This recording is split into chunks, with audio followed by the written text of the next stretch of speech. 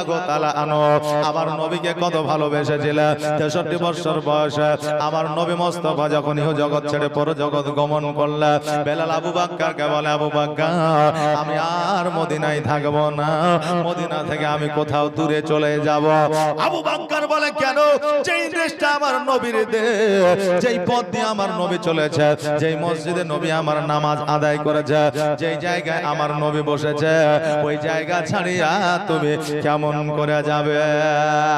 বেলাল বলে, আবু বকর আমি তো এই জন্যই মদিনা ছেড়ে যাব, কারণ যেই পথ দিয়ে আমি যাই আমার নবীর কথা মনে পড়ে যায়। যেইখানে আমি বসে থাকি ওই জায়গাটা আমার নবী বসা থাকতো, আমার নবীর কথা মনে পড়ে যায়, আমার কলিজাটা যেন ফেটে যায়, দুঃখে যেন আমার মনটা ভরে যায়, দুই চোখের পানি যেন থামে না। অতএব আবু বকর আমি মদিনায় থাকব না, কারণ মদিনায় থাকলে আমার নবীর সঙ্গে আমি হয়তো প্রাণে আর আমি বাজব না। এই বলে বেলাল যেন আপনার মদিনা থেকে আপনার সিরিয়ার দিকে যেন রওনা হয়ে গেল। এইদিকে মক্কার মানুষেরা, মদিনার মানুষেরা আমার নবী যাওয়ার কারণে নামাজ বন্ধ করে দিয়েছে, আজান বন্ধ হয়ে গেছে, খাবার বন্ধ হয়ে গেছে। একদিন নয়, 2 দিন নয়, 7 দিন পর্যন্ত। আরে বাবা, বড় বড় মানুষ খাওয়া দাওয়া তো দূরের কথা, বাচ্চা বাচ্চা শিশু সন্তানেরা পর্যন্ত মায়ের কাছে দুগ্ধ পান করার জন্য একটিবার যেন কান্না করে না। জোরে বলুন সুবহানাল্লাহ। ওই নবীকে তিনারা কত ভালোবেসেছিলেন, আর আজকে আমরা কেমন ভালোবাসি। আজকে নবীকে ভালোবাসার জন্য মানুষ যাচাই বাছাই করতে আছে। এখন বর্তমানে বুখারী শরীফ হলো গুগল, কথাকে বুঝতে পারলেন?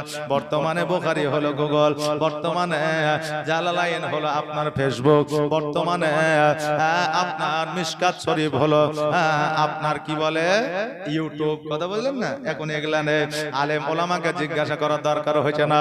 এখন ফটাম করে মোবাইলটা বার করে বলছে হুজুর ফরজ কটা, নামাজের ফরজ কটা, আমাদের ইমাম সাহেব যে এইভাবে নামাজটা পড়লো নামাজ হবে কিনা, ইমাম সাহেব মাসাবা এইভাবে করলো, এই মাসা তার হইলো কি হইলো না। জি গুগলকে জিজ্ঞাসা করছে। আর এই যে 12 বছর ধরে মাদ্রাসায় বুঝলেন পড়ে পড়ে পড়ে পড়ে দার্স পায়া আপনার সার্টিফিকেট নিয়ে বাড়িতে এসেছে, ইয়ার কোনো দাম নাই। মসজিদে গেলেই 5000 বেতন বলে, আপনি আর কি জানেন? যে যা জানেন সেটাই নিয়ে থাকেন। কথা বুঝলেন না? জি এখন গুগল নিয়েই পাগল। হ্যাঁ বাবাজি ভাইরা, গুগল দিয়ে যদি সব কাজ হতো তবে 50 লক্ষ 1 কোটি টাকা খরচা করে আজকে আমেরিকা ইরানে গিয়ে ডাক্তারি পড়াশোনা করতো না, গুগল থেকে পড়ে ডাক্তার হয়ে ওষুধ দিয়ে দিত। কি বলে? সুবহানাল্লাহ, জাযাকাল্লাহ, মাশাআল্লাহ। সব কাজ ইন্টারনেটে হয় না রে বাবা, আলেম ওলামার দরকার হয়। আমি যেটা বলতেছিলাম বাবা রে, আমার নবীকে ভালোবাসার জন্য যাচাই বাছাইয়ের দরকার হয় না, নবীকে ভালোবাসার জন্য মানসিকতার দরকার হয়। জোরে বলে সুবহানাল্লাহ। এবার ইমাম হাসান ও হুসাইন রাদিয়াল্লাহু তাআলা আনহু চিন্তা করলে, আল্লাহ গো, নামাজ বন্ধ হয়ে গেছে, রোজা বন্ধ হয়ে গেছে, খাবার দাবার বন্ধ হয়ে গেছে, আল্লাহ গো আজকে যদি নামাজ বন্ধ হয়ে যায় কিয়ামত পর্যন্ত আর নামাজ হবে না, অতএব নামাজ চালু করতে হবে। বেলালকে খুঁজে বেড়া, খুঁজতে খুঁজতে যেন সিরিয়ার মধ্যে একটা জঙ্গলের মধ্যে পাওয়া যায়। এবার জঙ্গলের মধ্য থেকে বেলালকে যেন নিয়ে আসা হলো। নিয়ে আসার পরে বেলালকে বলল, বেলাল আজান দাও। বেলাল বলে, হোসাইন আমার দ্বারা আজান দেওয়া সম্ভব হবে না, এই জন্য সম্ভব হবে না যে আমার নবী যখন দাঁড়িয়ে থাকতো আমি আজান দিয়ে আঙুল দিয়ে দেখাতাম আর আমি আজান দিতাম। আজকে নবীও না, আমার আজানও দেওয়া হবে না। হোসেন বলতেছে, বেলাল রে আজকে তুমি কার কথা অমান্য করছো একবার চিন্তা করে যাও। যেই না আমার নবী বলে গিয়েছে, যারা ইমাম হোসেনকে মানলো, যারা যেন আমাকে মানলো, যারা ইমাম হোসেনকে ভালোবাসলো, তারা যেন আমাকে ভালোবাসলো। আজকে যারা ইমাম হোসেনের কথা অমান্য করলো, তারা যেন আমার কথা অমান্য করলো। আজকে তুমি আমার কথা অমান্য করতেছ, তুমি কি জানো না, জানো না আমার নবীর যত চুম্বন আমি হোসাইন আমি পেয়েছি। জোরে বলে সুবহানাল্লাহ। বেলাল বলে হোসাইন আমি সব জানি, সবই বুঝে, কিন্তু আজানকে আমি দিতে পারবো। আমার হোসেন বলল প্রয়োজনে যদি তোমার জীবনও চলে যায় তবুও তোমাকে আজকে আজান দিতে হবে। যতক্ষণ পর্যন্ত আজান না হবে ততক্ষণ পর্যন্ত কেউ মসজিদে আসবে না। বেলাল মিম্বারের উপরে উঠে গেল আর দুই চোখের পানি ছেড়ে দিয়ে যেন একবার এদিকে দেখে ওদিকে দেখে, কিন্তু বেলালের জবান থেকে যেন আজান বের হয় না। হোসেন বলল বেলাল আজকে তুমি চুপ করে কি ব্যাপার, এই দিকে ওই দিকে দেখো, আজানটা তুমি জলদি করে দাও, কেননা ওয়াক্তটা তো পার হয়ে যাবে। যেমন এই কথা বলেছে বেলাল যেন শুরু করেছে আল্লাহু আকবার, আল্লাহু আকবার, আল্লাহু আকবার, আল্লাহু আকবার, আশহাদু আল্লা ইলাহা ইল্লাল্লাহ, আশহাদু আল্লা ইলাহা ইল্লাল্লাহ। আজান স্পেশাল করে পুরোপুরি আজান দেওয়া যাবে না, কারণ এখন মধ্যরাত্রি নাকি বলেন, আজান দিলে অনেক বয়স্ক মানুষ শুয়ে গেছে, মনে করো আজান হয়ে গেছে, ওইটা উজু বানিয়ে বসে থাকবে, নামাজটা পড়তে হবে, কথা বললেন না, যে এবার দেখা যাবে অনেকক্ষণ বসে আছে, হ্যাঁ এখনো পর্যন্ত জামাতের টাইম হয়েছে না, তখন পরের দিন মৌলবি, আচ্ছা মৌলবি আইনেছিলি রে, যে একটা সময় আজান দিয়ে দিয়েছে, আমার ঘুমটাকে বেকার করে দিয়েছে, কথা বললেন না। এই জন্য আজান পুরা দেওয়া যাবে না, তবে আজান প্রেমিক তো এখানে সবাই আছে, আজান শুনলে ভালো লাগে, কার না ভালো লাগে আজান শুনতে বলে। এখন যারা যে এলাকার মধ্যে আছে বুঝলেন, যারা মাখরাজ ঠিক নাই, যারা ইমামের কাছে একটু শিখতেও চাই না, তার আজান শুনলেও অনেকে নারাজ হয়ে যায়, কে আজান দিতে বলেছে বলতে রে, আজান দিলেই মনে হয় যে আজান শুনতে ভালো লাগে না, এরকম বলে না। আসলে আজান শুনতে ভালো লাগে না ওর মুখে, কিন্তু আজান যে ভালো লাগে না এটা নয়। এখন ইমাম সাহেব যদি বলে যে হ্যাঁ জি আপনি আজকে 18 বছর ধরে আজান দিচ্ছেন, তো আজানটা একটু শিখেন আমার কাছে, হাইয়া আলা সালাহ হাইয়া আলাল ফালাহ হয়েছে না, তো ঘুরিয়ে বলবে যে আপনি কদিন থেকে ইমামতি করছেন, বলে আমার 2 বছর, মানে ইমাম যতদিন টিকে তার চাইতে বেশি মুয়াজ্জিন টিকে, কথা বললেন। ইমাম যদি 5 বছর টিকে তো মুয়াজ্জিন 10 বছর টিকবে। তা কত বছর ইমামতি, বলে 2 বছর লাগা হলো, বলে আমি 24 বছর থেকে আমি এই জায়গায় মুয়াজ্জিনগিরি করছি, আর আপনি আমাকে আজান শিখাবেন?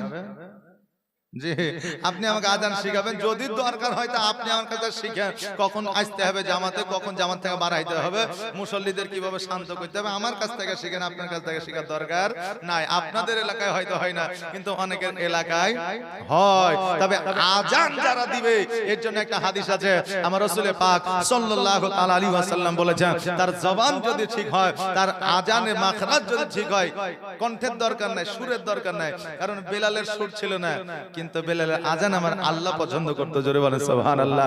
পৃথিবীর মধ্যে একজনেরই আজান ছিল, যেই আজান আরশে আজিমে না পৌঁছানো পর্যন্ত আপনার সকাল হতো না, জোরে বলেন সুবহানাল্লাহ। ওই আজানটাই হলো হযরতে বেলালের আজান, জোরে বলেন সুবহানাল্লাহ। বাপজি ভাইরা আমার মায়েরা, আমার নবী বলেছেন যারা মুয়াজ্জিন হবে, আজান দিবে, কিয়ামতের দিন তাদের মাথাটা সবার চাইতে উঁচু থাকবে, সবার চাইতে উঁচু থাকবে, দেখলেই বোঝা যাবে যে হ্যাঁ এই লোকটা দুনিয়াতে আজান দিয়েছে, এই লোকটা হচ্ছে মুয়াজ্জিন, কথা বললেন না। যে আর যদি আমরা এই ভোর রাতে উঠে যদি আসসালাতু খায়রুল মিনার নাও, তো খায়রুল খুশি হবে, কিন্তু আল্লাহ খুশি হবে না। বলে আমি এমন একটা নাম পেয়েছি যে ভোর রাতে আমার নাম যদি না বলে তো নামাজি হবে, জি আছে না, খুশি হবে খায়রুল, কিন্তু আল্লাহ খুশি হবে না। আজান হবে সুন্দর তারতিবে, শুনতে ভালো লাগবে, মানুষ শুনবে।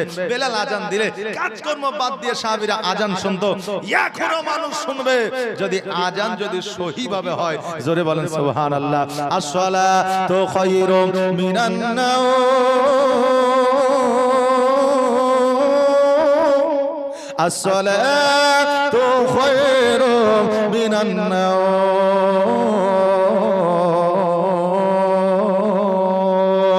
الله أكبر الله أكبر لا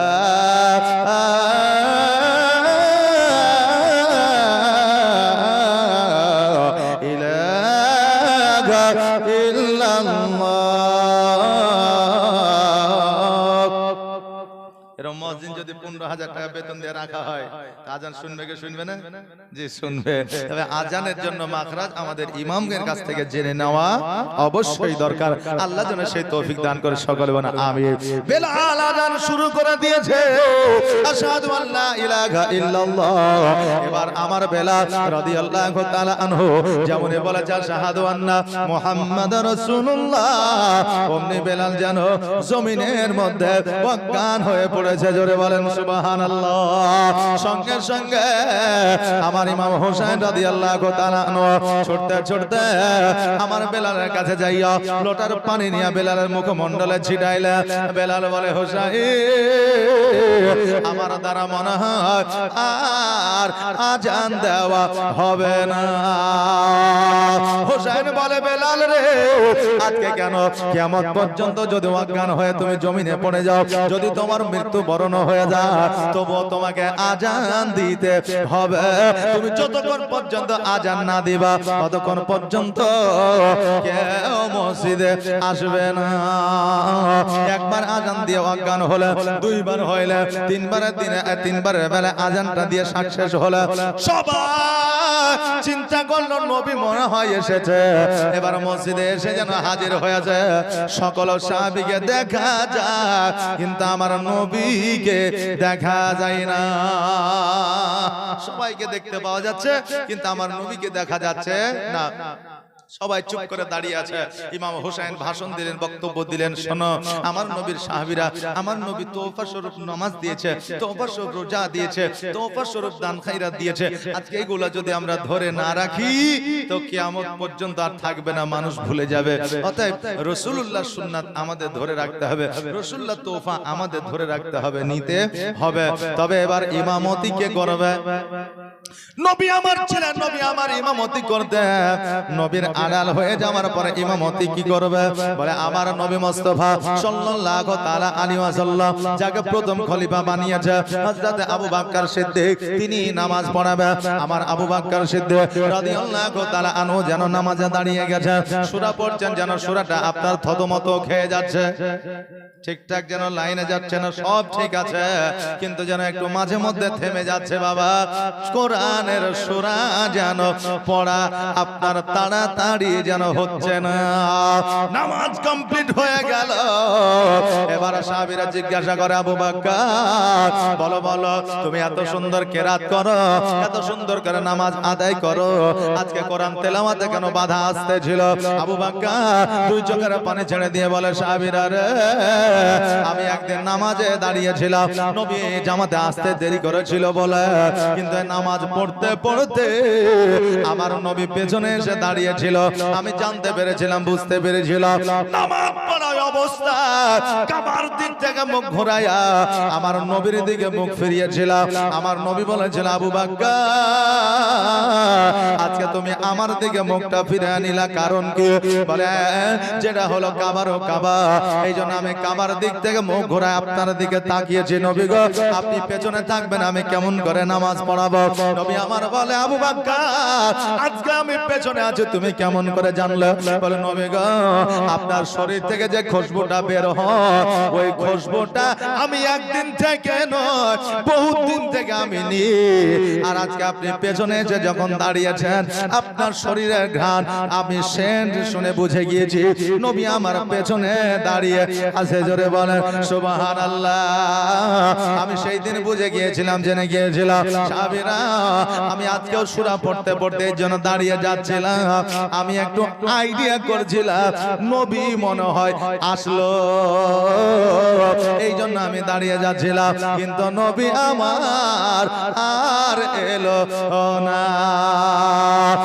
বাবাজি ভাইরা, আমার মায়েরা, আমার আবু বকর সিদ্দিক রাদিয়াল্লাহু তাআলা আনহু আপনার নামাজ আবার পুনরায় শুরু করেছিলেন। বেলাল আপনার আজান দিয়েছিলেন।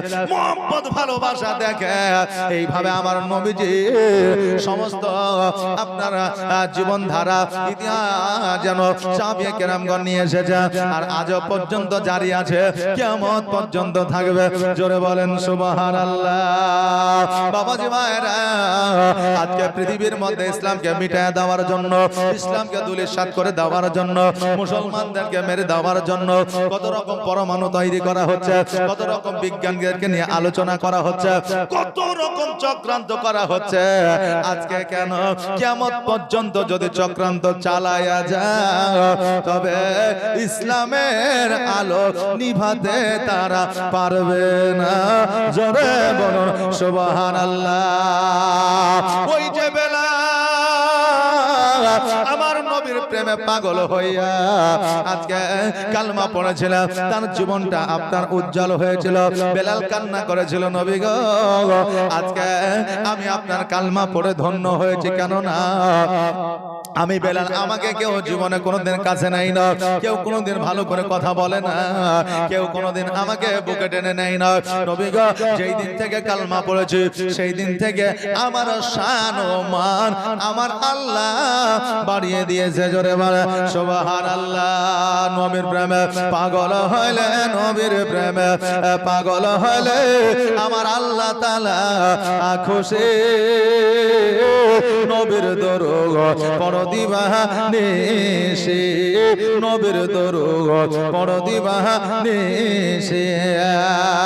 ও কি নবীর প্রেমে পাগল হইলে আমার আল্লাহ তাআলার দিদার মিলে গো। থাকো যদি যদ বাহালে, থাকো যদি যদ বাহালে, হইয়া প্রেম দাসে। নবীর দরুদ পড় দিবানিশি, নবীর প্রেমে পাগল হইলে, নবীর প্রেমে পাগল হইলে আমার আল্লাহ তাআলা খুশি। নবীর দরুদ পড় দিবানিশি। বাবাজি ভাইরা, আমার আবু বকর সিদ্দিক রাদিয়াল্লাহু তাআলা আনহু আমার নবীকে এত ভালোবাসতেন যে আমার নবী একদিন বলেছিল মক্কা থেকে মদিনায় হিজরত করতে হবে। সেই দিন থেকে 40 দিন পর্যন্ত আবু বকর না বিছানায় আরাম করেছে, না চোখের পাতা বন্ধ করেছে, না আবু বকর কোনদিন আপনার বিশ্রাম নিয়েছে। নবী আমার মক্কা থেকে মদিনায় হিজরত করবে, আবু বকর বাড়িতে যাইয়া আস্তে করে বলতেছে আসসালামু আলাইকা ইয়া আহলাল বাইত। যেমন এই কথা বলা, আবু বকর চট করে দরওয়াজা খুলে দিয়েছে। আমার নবী বলে, আবু বকর এখন হইল মধ্যরাত্রির সময়, আর এই সময় আরাম করার সময়, তুমি চট করে দরজা খুলে দিয়েছো, কারণটাকে? আমার আবু বকর বলে, হুজুর গো আজকে থেকে 40 দিন আগে আপনি বলেছেন যে কোনো সময় যে কোনো মুহূর্তে মক্কা থেকে মদিনায় হিজরত করতে হবে। নবী গো আপনি বলেন নাই কখন যাইতে হবে, এই জন্য আমি সেই দিন থেকে একটা সেকেন্ডের জন্য আমি দরওয়াজা ছেড়ে কখনো আরামের জন্য যাই নাই। জোরে বলে সুবহানাল্লাহ। এইরকম মহব্বত যদি আমাদের মধ্যে থাকে রে বাবা, আজকে সীমিত অন্যান্য ধর্মের মানুষ আছে, তারা আমাদের কাছে তারা টিকবে না। আজকে আমাদের ঈমান ও আমলে দুর্বল আছে, নবীর প্রতি মহব্বতে আমাদের অলসতা আছে, এই জন্য আজকে বেধর্মিকরা আমাদের প্রতি অত্যাচার করতে পারছে। যেই দিন নবীর প্রতি মহব্বত আমাদের পুরোপুরি ভাবে আসবে, সেই দিন কারো দ্বারা সম্ভব হবে না, সেই দিন কারো দ্বারা সম্ভব হবে না। আমরা তো দুর্বল, কারণ আমরা মুখে বলি নবীকে ভালোবাসি ভালোবাসি, কিন্তু অন্তরে আমরা ভালোবাসি না। বলবে হুজুর আপনি কি করে জানলেন? কারণ দেখবেন আপনি একটা বয়ফ্রেন্ড আর একটা গার্লফ্রেন্ড একে অপরকে যদি ভালোবাসে, আর এর যদি ফোনে যোগাযোগ হয়ে যায় যে আসো ভগবান গোলা একটা চাই যে স্বপন মর্মরে চলে আসো, তো তো এরা কালকে না পারলে পরশুদিন যাবে, তার কারণে এদের আই লাভ ইউ আনলিমিটেড বলা বলি হয়ে গেছে, কথা বুঝলেন না? তো এরা যাবে, তো ভালোবাসা যদি থাকে তো অবশ্যই একে অপরকে দেখা করবে, অবশ্যই একে অপরের কথা শুনবে।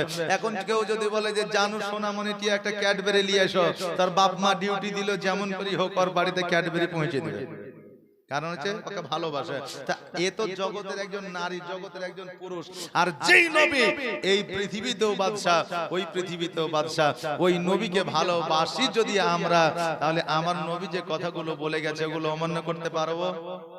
ভালোবাসা থাকলে পারবো না। এখন ভালোবেসে যদি আমাদের ছেলেরাও বলে আব্বু বাজারে আছো, বলে হ্যাঁ আমার জন্য দুইটা মিষ্টি নিয়ে এসো, তো দুইটার জায়গায় চারটে নিয়ে আসি নাকি বলেন? আমি বলেন আপনারাও বাপ নাকি, আপনারাও নিয়ে আসেন। তাহলে বেটাকে ভালোবাসি, বেটিকে ভালোবাসি, তাই নিয়ে আসি। তো নবী তো বলেছে নামাজ পড়ো, রোজা করো, দাড়ি ছাড়ো, হ্যাঁ সুন্নাতি মোতাবেক চলো, শরীয়ত মোতাবেক চলো। তো নবীকে যদি ভালোবাসতাম তাহলে এগুলোকে আমরা ছাড়তে পারতাম? পারতাম? তা আমরা মুখে ভালোবাসি, অন্তরে নয়, কিন্তু দেখে মনে হয় আমরা আসলেই ভালোবাসি। কারণ এখন তো দেখানো ভালোবাসা, কম্পিটিশন ভালোবাসা চলছে। কারণ বাবা একজনের বিবি মারা গেছে বুঝলেন, তো তার পরের দিন ওই বিবির কবরে গিয়ে হাওয়া করছে। এখন গ্রামের মানুষ করছে আহারে লোকটা তার বিবিকে কত ভালোবাসতো, লোকটাকে ধরে এলে না পাগলা হয়ে যাবে বিবির টেনশনে। ওকে বলছে চাচা চলেন বাড়িতে চলেন, হ্যাঁ আর হাওয়া করতে হবে না, বলছে তোরা যা করছিস কর, আমি যা করছি করতে দে। চাচা আপনি চাচিকে এত ভালোবাসেন, বলছে শোন ভালোবাসা টালোবাসা কিছু লয়, তোর চাচি যখন মারা যায় আমাকে একটা ওসিয়ত করে গেছিল, কি যে আমি মারা গেলে তুমি বিয়ে তো করবাই, তো কমসে কম আমার কবরটা যতদিন না শুকাবে অতদিন বিয়ে করিও না। তো ইমাম সাহেব যেভাবে পানি মারিয়াছে, তো এ শুকাইতে এখন 7 দিন 10 দিন সময় লেগে যাবে। এই জন্য আমি হাওয়া করছি যাতে তাড়াতাড়ি শুকাই, আর আমার বিয়েটাও যাতে তাড়াতাড়ি হয়ে যায়। লোকে জানছে মোহব্বত হাওয়া করছে আর ও স্বার্থে হাওয়া করছে, কথা বললাম না? আমাদের বর্তমান ভালোবাসা এরকম, আমরা মুখেই শুধু বলছি ভালোবাসি, কিন্তু অন্তরে ভালোবাসা নাই। আবু বকর বলছে আর আমার মদিনায় নিবানি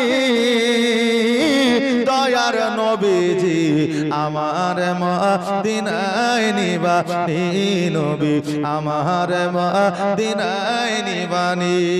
মদিনায় কে কে যাইতে চান একবার হাত উঠান তো দেখে।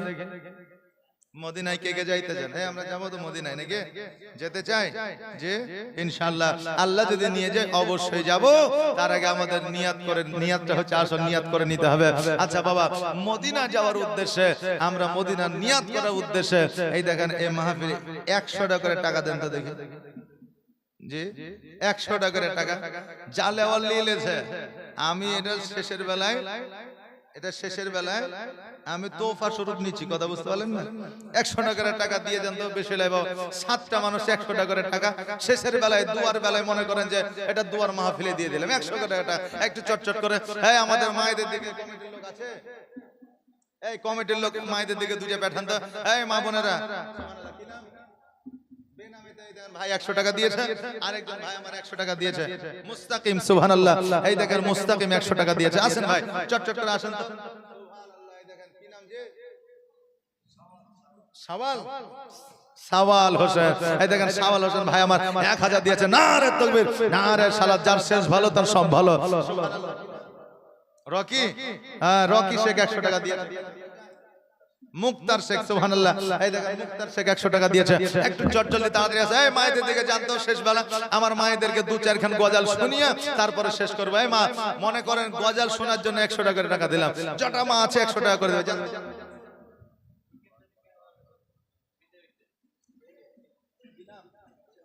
এই দেখেন বেনামে 500 টাকা দান করে সুবহানাল্লাহ, জাযাকাল্লাহ। বিজ্ঞানীরও বিজ্ঞানী দেখেন একটা গজাল শোনার জন্য যুবক ছেলে রিকোয়েস্ট করে দিয়েছে, তার জন্য 200 টাকা দিয়েছে। সুবহানাল্লাহ, জাযাকাল্লাহ, মাশাআল্লাহ, বারাকাল্লাহ, জাযাকাল্লাহ। আসেন বাবা একটু চটচট করে আসেন তো, ওয়াজ হবে ইনশাআল্লাহ, চিন্তা করিয়েন না। মনে করিয়েন না যে ছেড়ে দিব, আমি উমুল লয়, টেনশন করেন না, একটু দরকারও আছে আমাদের। এই মা বোনেরা আপনারা 5টা মামার 500 টাকা করে দেন, তাহলে আপনাদের একটা মশলা শিখিয়ে দেওয়া যাব যে স্বামীদের পকেট থেকে টাকা চুরি করা যাবে কিনা। যে এমন কোন মা নাই যে স্বামীর পকেট থেকে লেয় না, তবে টুকটাক 20 টাকা 30 টাকা লেয়। যে এটা আসলে লিয়েছেন এতদিন, লিলে গুনাহ হবে কি হবে না এটা জানিয়ে দিয়ে যাব। 5টা মামার 500 টাকা দিবেন। আর কমিটির ছেলেরা আপনারা বলবেন যে এটা মায়েদের দিক থেকে আসলো, তবে মায়েদের বলে দিয়ে যাব, না হলে বলবো না, নাকি বলেন? সুবহানাল্লাহ। আসেন মা, 5টা মামার 500 টাকা, তাহলে আমি এটা বলে দিয়ে যাব। সুবহানাল্লাহ, জাযাকাল্লাহ, মাশাআল্লাহ। একটু চটচট করে আসেন, আর ওয়াজ কিন্তু শুরু হবে। সুবহানাল্লাহ, একবার মহব্বতে পড়েন দরুদ শরীফ। আল্লাহুম্মা সাল্লি আলা সাইয়্যিদিনা মাওলানা মুহাম্মদ ওয়ালা আলি সাইয়্যিদিনা মাওলানা মুহাম্মদ সাল্লাল্লাহু আলা মুহাম্মাদিন সাল্লাল্লাহু মুহাম্মদ হরদম জবান পাক নামে মুহাম্মদ। সুবহানাল্লাহ, মাশাআল্লাহ, জাযাকাল্লাহ। দেন একজন ভাই বলছে একটা গজল, এটা গজল না, এটা গজল বলা যাবে না, এটা ছন্দ। অনেকে আছে ছন্দ বলে। এই দেখেন, আমি কিছুদিন আগে বাংলাদেশের একটা মৌলানা বলেছিল যে একটা চা বানাও আমার জন্য, বলেছে না বলেনি? মোবাইলে অ্যাভেলেবল শুনেছেন। তা আমিও এক স্টেজে বলেছি, বুঝলেন? তা আমাকে নিয়ে কতজন যে আপনার কমেন্ট করলো যে আপনিও তো গান গেয়ে হেলিলেন, কিন্তু এটা তো গান নয়, এটা একটা ছন্দ। এটা বলে নেকিও হবে না, গুনাহ হবে না। জি, এরকম কিছু ছন্দ আছে যেটা তো গুনাহ হয় না, নেকিও হয় না। তো বলছে একটা চা বানাও আমার জন্য, তো এরকম একটা ছন্দ আমি কোন মাহফিলে বলেছি। তো আমার ভাইজান, এই দেখেন, মনে হয় কমিটির লোক, আমি হোসেন ভাই নাকি হাসান ভাই, হ্যাঁ সুবহানাল্লাহ, এই দেখেন হাসান ভাই রেখেছে, দাবি রেখেছে। ইয়াং ছেলেরাই দেখেন 200 টাকা দিয়েছে। তা হাসান ভাই রিকোয়েস্ট রেখেছে যে আপনি ওই গজলটা, ওই নাতটা অবশ্যই বলবেন। তা আপনারা কি চান যে বলবো? বলবো? রাজি আছেন তো? 5 জনে 1 টাকা করে সিমেন্ট দেন তো। আচ্ছা, একজন বলেন যে একটা সিমেন্ট দিলাম, গজল শুরু হয়ে যাবে এখন কারেন্টের মতো। হ্যাঁ সুবহানাল্লাহ, নারে তাকবীর, নারে সালাত। এই দেখা আমাদের হাসান ভাই একটা প্যাকেট সিমেন্ট দান করেছে, জাযাকাল্লাহ, মাশাআল্লাহ।